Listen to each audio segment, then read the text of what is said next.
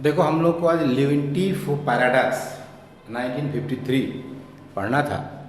तो लिविंटीफ ने अनुभव पर आधारित अध्ययन के आधार पर हेक्सचर-वॉलिन थियरी की वैधता पर प्रश्न चिन्ह लगा दिया। मतलब जो थियरी कहती है और जो एम्पिरिकल स्टडी हुई, जो दिखाई पड़ा, जो अनुभव किया गया, दोनों में अंतर आ गया। कैसे?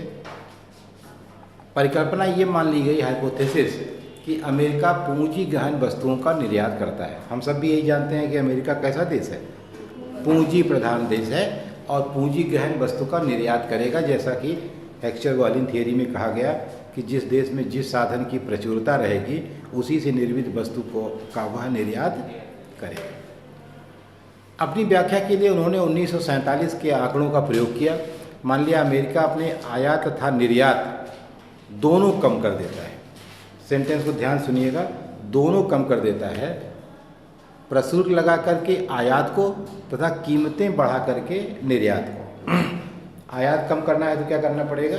प्रशुल्क लगा दीजिए तो दाम बढ़ जाएगा, लोग नहीं खरीदेंगे। निर्यात कम करना है तो भी मूल्य बढ़ा दीजिए, लोग नहीं खरीदेंगे। ठीक है? ऐसा होने पर निर्यात उद्योग से साधन मुक्त होंगे तथा आयात प्रतिस्थापन उद्योगों में साधन की मांग कम होगी।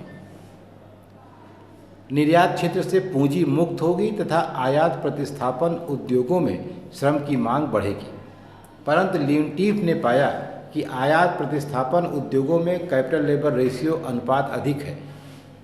एक उदाहरण दिया गया कि अमेरिका का निर्यात तथा आयात मिलियन डॉलर में है 1947 का। पूंजी, आवश्यक संसाधन, पूंजी के निर्यात का जो मूल्य वो लिखा हुआ है, आयात का मूल्य लिखा हुआ है। श्रम मानव वर्ष में लिखा हुआ है, निर्यात आयात दोनों क्षेत्रों में कितना है। कैपिटल लेबर रेशियो निर्यात क्षेत्र में 13.991 है और आयात क्षेत्र में 18.183 है, 30% अधिक है। अर्थात आयात जिन वस्तुओं का कर रहा है वहाँ कैपिटल लेबर रेशियो ज़्यादा है और जिनका निर्यात कर रहा है वहाँ कैपिटल लेबर रेशियो कम है। इसका मतलब कि पूंजी गहन वस्तु का आयात कर रहा है बजाय निर्यात करने के, जबकि होना क्या चाहिए था कि पूंजी गहन वस्तु का निर्यात करता, क्योंकि ये मान लिया गया है कि अमेरिका कैसा देश है, पूंजी गहन देश है। ठीक है? लिविंटीफ के शब्दों में America participation in international trade is based on its specialization on labor intensive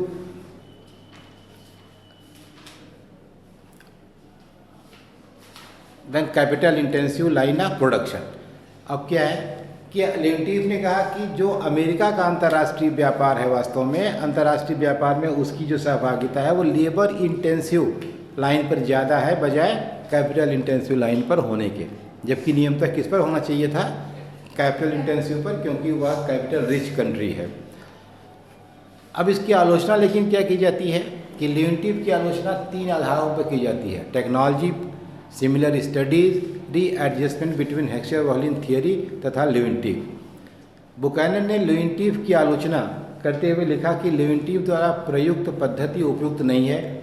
उन्होंने कैपिटल रिक्वायरमेंट कोफिशिएंट की बात की है, न कि कैपिटल कोफिशिएंट की, क्योंकि उन्होंने पूंजी की ड्यूरेबिलिटी पर विचार नहीं किया है। B.S. स्विर्लिंग के अनुसार लिविंटीफ द्वारा विश्लेषण के लिए चुना गया वर्ष टिपिकल ईयर है, न कि नॉर्मल ईयर। जैसे होता क्या ना, जब आप कोई अध्ययन करते हैं तो आपने बहुत सारी चीज़ें मैटर करती हैं। जैसे आप कोई अध्ययन करना शुरू करें और अध्ययन के लिए अगर आप 2019 चुन लें तब क्या हो जाएगा? 100 साल में ऐसी स्थिति कभी नहीं उत्पन्न हुई थी जैसी कोरोना के कारण 2019 में शुरू हुई। तो अब आप जो भी अध्ययन करेंगे वह सारा अध्ययन कैसा हो जाएगा? वह विशेष वर्ष के संदर्भ में ही सही है, उसे आप हर वर्ष के लिए जनरलाइज नहीं कर सकते। तो इसलिए आप 47 जब आपने चुना तो इसने कहा कि वो ईयर भी कैसा था? वो सामान्य ईयर नहीं था, वह विशिष्ट ईयर था। वाल्वेरिस वेल के अनुसार इनपुट आउटपुट एनालिसिस के आधार पर अंतर्राष्ट्रीय व्यापार की व्याख्या नहीं की जा सकती है। क्योंकि इसे स्थिर मान लिया गया है, जबकि अंतर्राष्ट्रीय व्यापार एक प्रायोगिक फेनोमेनन है। पीटी एल्सवर्थ के अनुसार तुलना के लिए व्यापार में भाग लेने वाले दो देशों का होना जरूरी है। जैसे एक ही देश के व्यापार को एनालाइज करके ये नहीं कहा जा सकता कि ये श्रम प्रधान है या पूंजी प्रधान। अगर ये किया होता कि एक भारत को लिया होता, एक उसको लिया होता, तो भले श्रम ज़्यादा वहाँ आपको दिखाई पड़ रहा है, लेकिन हो सकता है तब ऐसा होता कि वो भारत श्रम प्रधान वस्तु का निर्यात कर रहा है और अमेरिका भारत को इसका कर रहा है। किसी देश के सापेक्ष हम निर्यात आयात की बात करें तो शायद ज़्यादा बेहतर होगा, बजाय एक ही देश के निर्यात आयात की व्याख्या करने के। क्योंकि पूंजी प्रधान देश में कोई भी उद्योग हो, सापेक्षिक रूप से पूंजी गहन ही होगा। भाई अगर पूंजी ज़्यादा है तो हर उद्योग में पूंजी ज़्यादा होगी, चाहे वो श्रम प्रधान उद्योग हो चाहे पूंजी प्रधान उद्योग हो, क्योंकि पूंजी सस्ता होगा तो हर जगह लोग कोशिश करेंगे कि पूंजी का ज़्यादा लगे और श्रम कम लगे। स्टापलर के अनुसार इन्होंने जापान तथा जर्मनी में लेवेंटिव जैसा अध्ययन किया और निष्कर्ष निकाला कि उनका अल्प विकसित देशों के साथ निर्यात पूंजी गहन पदार्थों का तथा आयात श्रम गहन पदार्थों का है। यह हेक्सर-वॉलिन थियरी को पुनः स्थापित करता है। लेकिन जो स्टापलर ने अध्ययन किया उसमें वही पाया जो हेक्सर-वॉलिन कहता था कि ये विकासशील देशों के साथ विकसित देशों का व्यापार जो है वो निर्यात पूंजी गहन वस्तुओं का है और आयात श्रम गहन वस्तुओं का है। प्रोफेसर वेल्स की स्टडी में उन्होंने निष्कर्ष निकाला कि कनाडा का निर्यात अमेरिका के साथ अधिक पूंजी गहन वस्तुओं का है। यहाँ लेवेंटिव का निष्कर्ष सही है। वो जहाँ जहाँ जितना अध्ययन किया गया अलग अलग हर जगह निष्कर्ष प्राप्त हुआ, तो कहीं हेक्सर-वॉलिन थियरी सही है और कहीं लेवेंटिव की बात सही है। प्रोफेसर भारद्वाज स्टडी में उन्होंने भारत का अध्ययन किया और निष्कर्ष निकाला कि भारत का निर्यात अन्य देशों को श्रम प्रधान वस्तुओं का है। हेक्सर-वॉलिन थियरी को स्थापित करता है। उन्होंने आगे निष्कर्ष निकाला कि भारत का यूएसए को निर्यात पूंजीगत पदार्थों का तथा आयात श्रम प्रधान वस्तुओं का है। यह लेवेंटिव का निष्कर्ष सही है। अब देखो, एक कुछ देशों के साथ तो ऐसा मिला कि भारत श्रम प्रधान वस्तुओं का निर्यात करता है, यहाँ तो हेक्सर-वॉलिन थियरी सही है। अमेरिका के साथ जब कंपेरिजन किया गया पता चला कि अमेरिका को हम पूंजी गहन वस्तुओं का निर्यात करते हैं और उसे जो खरीदते हैं वो कैसा है, श्रम गहन है। तो यहाँ लेवेंटिव की बात सही हो गई। तो बहुत जनरलाइज नहीं कर सकते हैं, कुछ खास देश के साथ निर्यात आयात का इस कंपोजिशन अलग हो सकता है। ठीक है, अनेक ऐसे तत्व हैं जिनके आधार पर दोनों को रिकंसाइज किया जा सकता है। फैक्टर रिवर्सल की दिशा में दोनों के निष्कर्ष बराबर होंगे। हेक्सर-वॉलिन थियरी में मांग तत्व को सम्मिलित करके दोनों को रिकंसाइज किया जा सकता है। ट्रेड रेस्ट्रिक्शंस का प्रयोग करने पर समान निष्कर्ष निकाले जा सकते हैं। तकनीकी परिवर्तन करके दोनों को रिकंसाइज किया जा सकता है।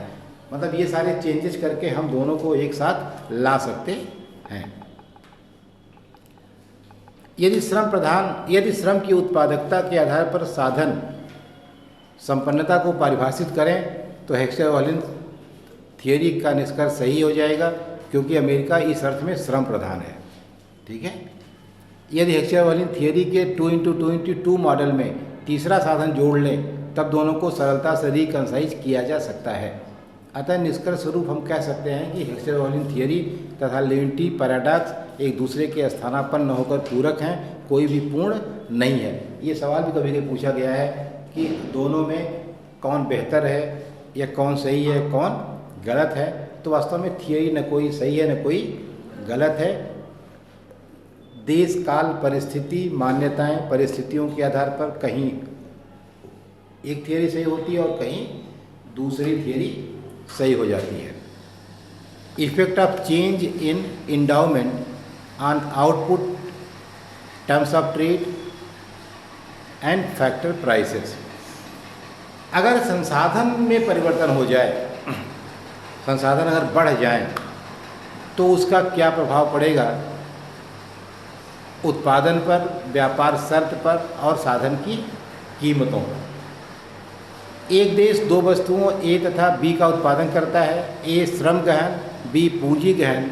वो ए का निर्यात वस्तु है और बी आयात वस्तु है।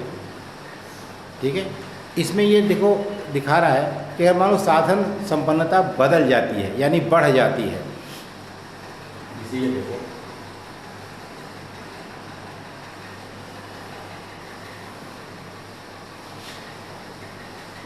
ये है साधन संपन्नता पहले है।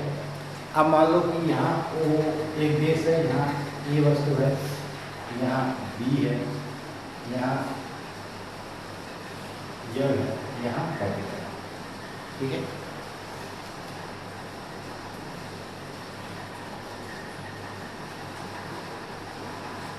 अब साधन संपन्नता मान लो यहाँ बढ़ जाती है, ये हो गई। यहाँ ये है जो कॉन्ट्रैक्ट कर इसका ये था, इसका जो कॉन्ट्रैक्ट करवाया किया जाएगा ये हो जाएगा। पहले यहाँ पहले यहाँ उत्पादन था, अब कहाँ हो जाएगा, यहाँ हो जाएगा। टी और T1 टी और T1 साधन घनता ये थी, ये हो जाएगी, ये हो जाएगी।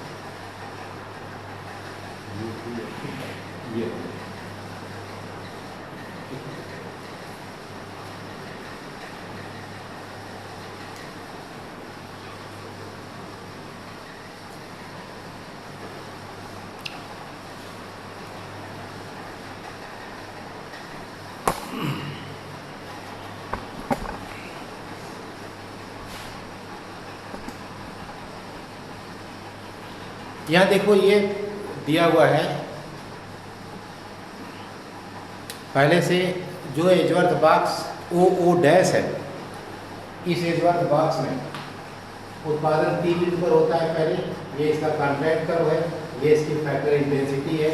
फिर उत्पादन यहाँ जब साधन बढ़ जाता है तो उसी फैक्टर इंटेंसिटी को आगे बढ़ा देते हैं, उत्पादन यहाँ मिलता है। यहाँ ये है तुम्हारा फिर साधारण अनुपात यहाँ इससे बन जाता है, उत्पादन T से बदल करके ये T1 पर हो जाता है, ठीक है।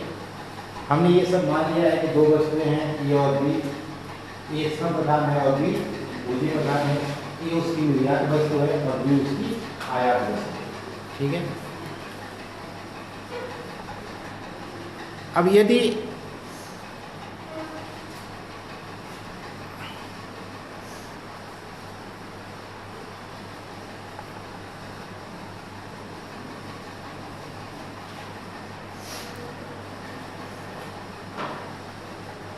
अब दिए हुए संसाधनों से एक देश कॉन्ट्रैक्ट कर सीसी के टी बिंदु पर उत्पादन कर रहा है, ध्यान दो कहाँ कर रहा है, टी बिंदु पर कर रहा है, जहाँ ए की साधन गहनता OT तथा बी की O' T है, वही ना। ए की क्या हो जाएगी OT और बी की O' T हो जाएगी। वस्तु की कीमत को स्थिर रखते हुए यदि श्रम की मात्रा बढ़ा दी जाए, कीमत स्थिर है इसीलिए हमने इसी इंटेंसिटी कर्व को आगे बढ़ा दिया। क्या किया, जो ये है, ये वाला जो है, ये फैक्टर इंटेंसिटी जो कर्व इसका था, इसको क्या किया गया, आगे बढ़ा दिया गया। तो एक तो यही रहेगा,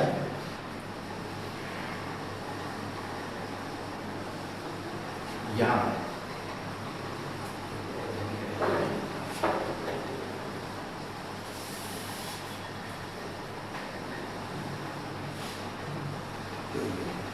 इसी होने के बाद यहाँ, तो ये इसको यहाँ आसपास है, ये काम, ठीक है। टी वहाँ पर,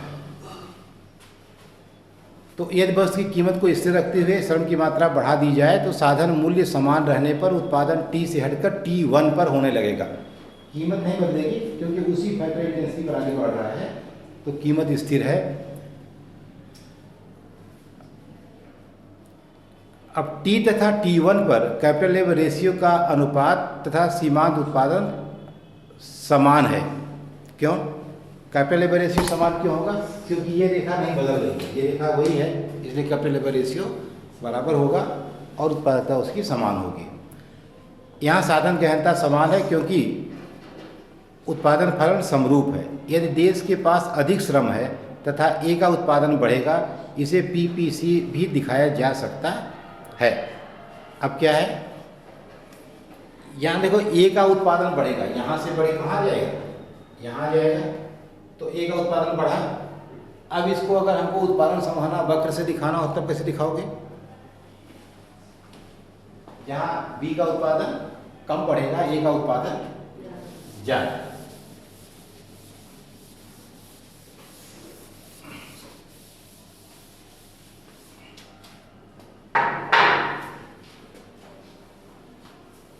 ये देखो यहाँ ए वस्तु है और यहाँ बी वस्तु है, नाम वही लिखते हैं।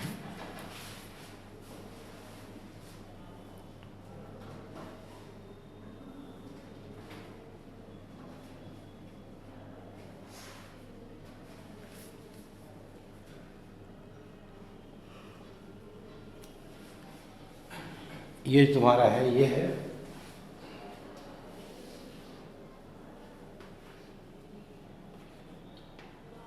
ये प्रारंभिक उत्पादन संभावना वक्र है। साधन पहले जो भी उसके पास था उससे अधिकतम इतना ए का उत्पादन कर रहा है, अधिकतम इतना बी का उत्पादन कर रहा है। अब कहाँ उत्पादन करेगा दोनों को, वो डिपेंड करेगा उसके ज़रूरत के हिसाब से। वैसे भी जब व्यापार नहीं होता है तो साधन आपके पास चाहे कम हो चाहे ज़्यादा हो, उत्पादन हम ज़रूरत के हिसाब से करते हैं। और कभी कभी हम ज़्यादा लागत पर भी उत्पादन करते हैं क्योंकि हमारी डिमांड ज़्यादा है, भले वो हमको महंगा पड़े चाहे सस्ता पड़े। कभी कभी बहुत सारे वस्तुओं का उत्पादन हम साधन होने पर भी नहीं करते हैं क्योंकि उसकी मांग नहीं रहती है। ठीक है, तो यहाँ मान लो कि यहाँ ए बिंदु पर उत्पादन हो रहा है, यहाँ मान लो कहाँ हो रहा है, यहाँ पर ये, तो ये कॉम्बिनेशन है यहाँ। अब अगर वो ए का उत्पादन बढ़ा रहा है, ध्यान दो पीछे तुमने देखा है कि ये कीमत रेखा में कोई परिवर्तन नहीं होता है। ठीक है, तो अब क्या करेगा, ए का उत्पादन ज़्यादा बढ़ेगा और ये जो रेखा है इसी के पैरेलल क्या हो जाएगी, इसके इसके बीच का ढाल कैसा रहेगा, इस तरह रहेगा। तो उत्पादन पहले यहाँ कर रहा है इस बिंदु पर, अब क्या हो जाएगा, वो यहाँ करेगा ना। तो ए का उत्पादन ज़्यादा तेजी से बढ़ेगा और बी का उत्पादन क्या करेगा, अब घटा देगा यहाँ। ठीक है, तो यहाँ देखो, तो उसी कीमत को हमने समानांतर आगे खींच दिया। तो इसका मतलब ये है कि जो एजवर्थ बॉक्स में है ए बी पीपीसी की प्रारंभिक अवस्था है, श्रम की मात्रा बढ़ने से दोनों का उत्पादन बढ़ेगा जिससे पीपीसी A1 B1 हो जाएगा। उत्पादन तो दोनों का बढ़ेगा, क्षमता दोनों, लेकिन बी की अपेक्षाकृत कम बढ़ेगी और ए की ज़्यादा बढ़ेगी। पीपीसी A1 B1 हो जाएगी, यह रेखा क्या हो जाएगी, A1 B1 हो जाएगी। ठीक है, A1 B1 हो जाएगी। A1 पर राष्ट्रीय आय बढ़ेगी किंतु B की महंगी की मांग घट गई, अर्थात यह इन्फीरियर गुड्स है। ये दोनों सुपीरियर हैं तो संतुलन QR के बीच में होगा। अगर सुपीरियर है तो कहाँ होगा, ये QR के बीच में।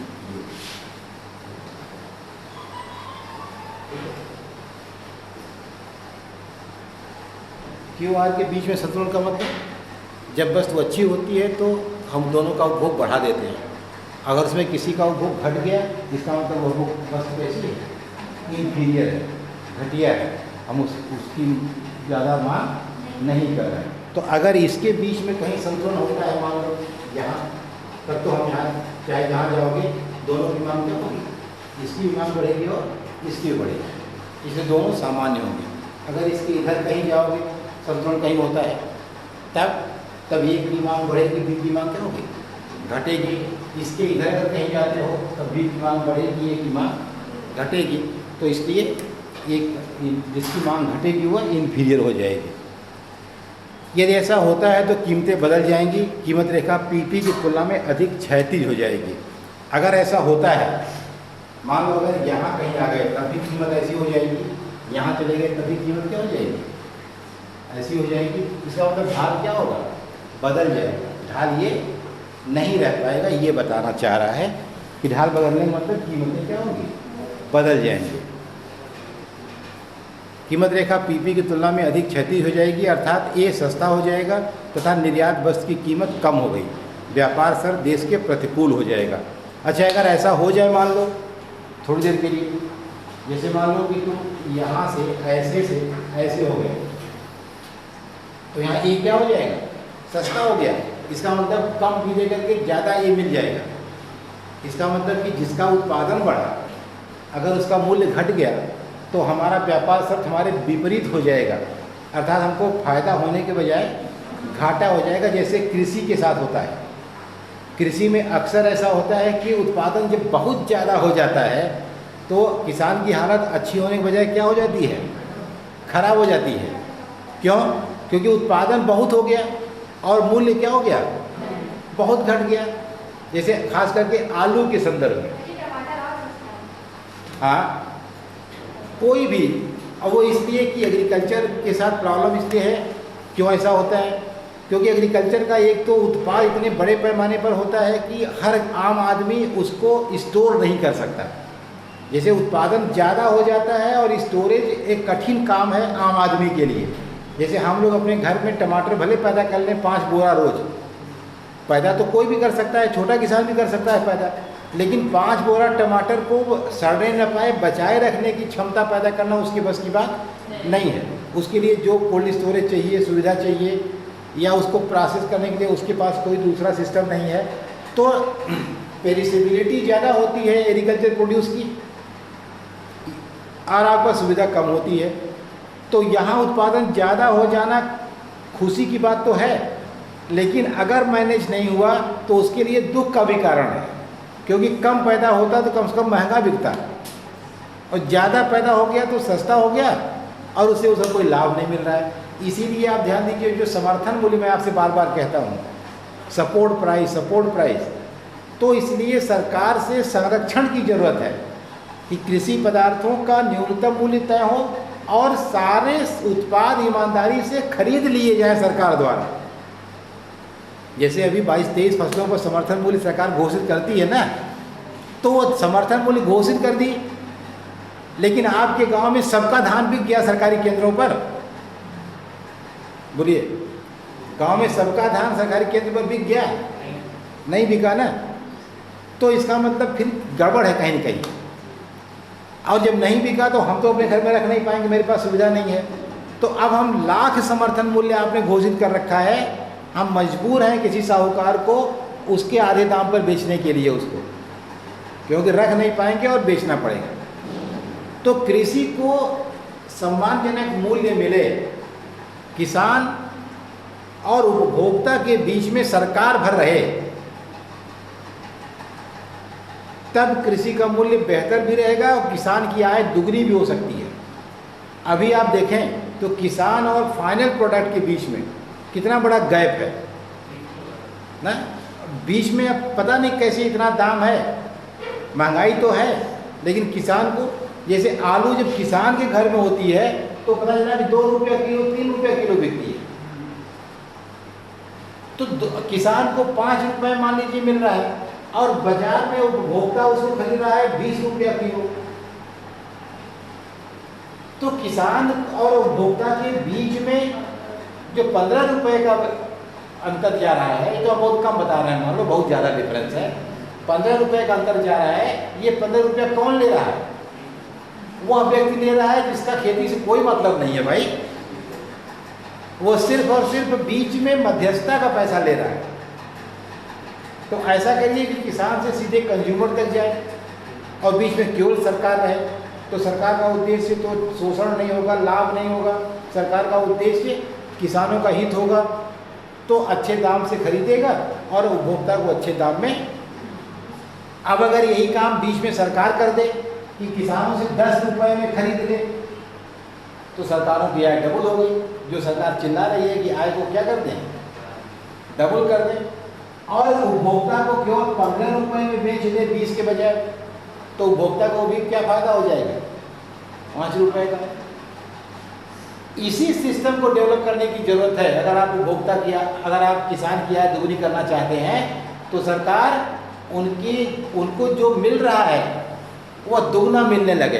अर्थात उनको अभी आलू बेचने में 5 रुपया मिल रहा है, कितना मिलने लगे, 10 रुपया, और उपभोक्ता को जो 5 रुपये से 20 रुपया देना पड़ रहा है उसे केवल 10 रुपये से 15 देना पड़े, तो 5 रुपये उपभोक्ता का भी बच गया और किसान का भी 5 रुपये बढ़ गया, हो गया 10 रुपया। तो यह बिजनेस सरकार को बीच में करना चाहिए। जैसे हालांकि सरकार सब छोड़ने पर उतारू है, जैसे तमाम 3 बिल आए हैं जिसमें वो सरकार एक तरह सब कुछ प्राइवेटाइज करना चाहती है, लेकिन प्राइवेट सेक्टर के आने पर जब सरकार का रेगुलेशन ख़त्म हो जाएगा तो प्राइवेट सेक्टर, हम लोग इकोनॉमिक्स में पढ़ते हैं कि अन्य बातें समान रहें, और इतिहास गवाह है कि अर्थशास्त्र में अन्य बातें समान रहती होती नहीं है। यहाँ प्याज भी 200 रुपये किलो बिकती है, आश्चर्य नहीं है, हम लोग देख रहे हैं, और तब बिकती है जब सरकार अभी है, उसका हस्तक्षेप भी है, रेगुलेशन भी है, और जब सब हट जाएगा तब आप कल्पना करिए क्या हम बाज़ार की नैतिकता पर छोड़ सकते हैं कि बाज़ार बड़े ईमानदारी से, बड़े नैतिकता से, बड़े परोपकार की भावना से व्यापार करेगा? यकीनन प्याज नहीं, हो सकता है गेहूं चावल भी आपको तिजोरी में ताला लगा के बंद करना पड़े, यह नौबत आ जाए, क्योंकि बिजनेसमैन तो बिजनेस करेगा ना, और वो फिर मनमानी खरीदेगा, अपनी शर्तों पर ही खरीदेगा और बाद में अपनी शर्तों पर बेचेगा। बीच में किसान और उपभोक्ता पिसेंगे, दूसरा और जो लाभ होगा किसे मिलेगा? अब ठीक है, इस पर राजनीति चाहे जो हो जाए, लेकिन अनुभव ये बताते हैं कि हिंदुस्तान की अर्थव्यवस्था में किसी भी कीमत पर कृषि को निजी हाथों में नहीं सौंपना चाहिए, क्योंकि उससे समस्या ही समस्या आएगी। इतना गरीब देश है, इतना लोग कृषि पर निर्भर हैं, किसी तरह से लोग अपना पेट भर लेते हैं। जैसे भी चल रहा है, इसे सरकार को चाहिए कि अपने संरक्षण में चलाए, स्थिति को बेहतर करे और मूल्य को नियंत्रित करे, बाजार को नियंत्रित करे, उपभोक्ता और किसान के बीच सीधा संवाद स्थापित कराए, उपभोक्ता को भी आराम दे, किसान को भी लाभ दे, बजाय इसके कि पूरा सिस्टम ही किसी व्यक्ति के निजी हाथ में सौंप दे। मेरी समझ में नहीं आ रहा है, हालांकि लोग बहुत तरह का तर्क दे रहे हैं कि इसमें बड़ा अच्छा होगा, ये होगा, लेकिन मेरे गले कहीं से उतर नहीं रहा है। क्या पता मेरी समझ बहुत कम हो, न समझ में आ रहा हो, लेकिन हम इसके समर्थन में नहीं हैं कि इसको प्राइवेट हाथों में दे दिया जाए, क्योंकि यह वास्तव में व्यवसाय ही नहीं है, यह हमारा संस्कार है। कृषि हमारा संस्कार है और इसको बहुत व्यवसाय से जोड़ने की ज़रूरत नहीं है, इसको सिर्फ सुविधाएं देने की ज़रूरत है, ठीक है। अन्यथा होगा क्या कि 2 ही लोग बचेंगे, एक मजदूर वर्ग बचेगा और उपभोक्ता बचेंगे। किसान तो ख़त्म ही हो जाएगा, वो पूंजीपतियों के लिए सिर्फ काम करेगा और कुछ नहीं कर सकता है, और फिर किसी तरह अपने को जिंदा रखेगा। तो ये जो अगर मूल्य घट गया उत्पादन बढ़ने पर, आप देखिए यहाँ, इसीलिए समर्थन मूल्य की बात होती है कृषि में, क्योंकि वहाँ ये संभावना ज़्यादा है, क्योंकि उसकी जो उत्पाद का मूल्य मांग होती है वो अक्सर कैसी होती है, लोचदार होती है। बहुत ज़्यादा अनाज में किसी को फर्क नहीं पड़ता है, खरीदना मजबूरी नहीं है। इसीलिए देखिए आप इंडस्ट्रियल प्रोडक्ट का हम MRP तय करते हैं और इसके लिए न्यूनतम मूल्य तय करते हैं, उसके लिए मैक्सिमम मूल्य तय करते हैं। ऐसा उल्टा क्यों है भाई? इसीलिए कि वहाँ ये पक्का है कि इतनी ज़्यादा मांग बेलोच है कि चाहे जितना मूल्य मांगो कोई बात नहीं, मिल ही जाता है, तो इसलिए ऊपर तय किया गया, इससे अधिक नहीं मांग सकते हो। और यहाँ तो ये है कि अगर ज़रा सा भी होगा बहुत कम हो जाएगा, तो एकदम नीचे ना गिरने पाए, इसलिए मिनिमम तय किया गया कि यार इससे नीचे तो गिरना ही नहीं है, कितना भी उत्पादन बढ़ जाए और कितनी भी मांग कम हो जाए, इससे कोई मतलब नहीं है, ठीक है। तो ये तुम्हारा उत्पादन संभावना वक्र के द्वारा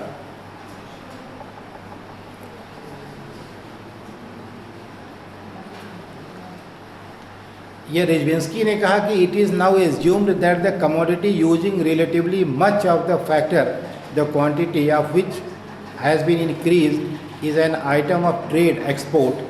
this means the external terms of trade will deteriorate. Conversely should be the commodity be an import if the terms of trade must improve. वही है, अगर ये वस्तु एक्सपोर्ट आइटम है और मूल्य घट गया तो घाटा हो जाएगा, और अगर आयात का आइटम है और मूल्य घट गया तो आपको फ़ायदा हो जाएगा। बस इतना ही है।